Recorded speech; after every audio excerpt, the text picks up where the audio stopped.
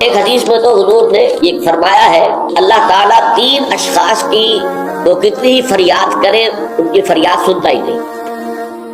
ایک ایسا شخص جو اپنی بیوی کے ہاتھوں نالا ہے، وہ کج خلق ہے یا جو بھی ہے اس کے اندر، یہ سب ہے، روتا رہتا ہے، اس کی شکایت طلاق نہیں دیتا، تو اللہ اس کی بات نہیں سنے گا۔ جب میں نے تمہارے لیے دروازہ کھولا ہوا ہے، کیوں نہیں اسے اختیار کرتے؟ اللہ تعالیٰ جو ہے اس کے لیے بھی ہو سکتا ہے بہتر شکل پیدا کر دے، تمہارے بعد اللہ اسے کوئی بہتر شوہر جو اس کے ساتھ موافقت رکھنے والا ہوا اللہ اسے عطا کر دے، تمہیں بھی عطا کر دے۔ اسی طریقے سے ایک شخص ہے جو قرض دیتا ہے، نہ تحریر لیتا ہے نہ جو ہے اس کے اوپر گواہی کرتا ہے، بعد میں روتا ہے۔ جب اللہ نے حکم دیا ہوا بھائی قرض دو تو اس کے اوپر جو ہے تم گواہی کرو، تحریر کرو۔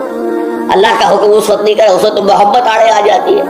یہ تو بڑی بے مربوطی کی بات ہے کہ میرا بھائی مجھ سے قرض مانگ رہا ہے، دوست قرض مانگ رہا ہے، میں قرض پہ لکھ کے دو اور اس کے اوپر 2 آدمیوں کے دستخط بھی کرواؤ، لیکن نہیں، اللہ کا حکم۔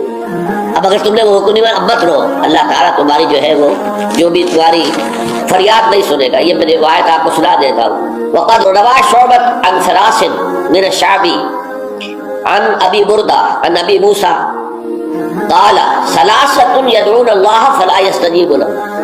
3 قسم کے لوگ وہ ہیں جو اللہ کو سے دعائیں کرتے ہیں، اللہ ان کی دعا قبول نہیں کرتا۔ رجل كانت له امرأة سيئة الخلق فلم يطلقها، ایک آدمی وہ ہے جس کی بیوی جو ہے وہ بہت ہی کج خلق ہے لیکن اسے طلاق نہیں دیتا۔ ورجل آتى ماله سفيا وقد قال الله تعالى لا تؤتوا السفهاء أموالكم، اور ایک ایسا انسان جو کہ کسی نادان ناسمجھ کے حوالے اپنا مال کر دیتا ہے، جبکہ اللہ تعالیٰ کا حکم ہے کہ ناسمجھ لوگوں کے حوالے اپنے مال نہ کرو۔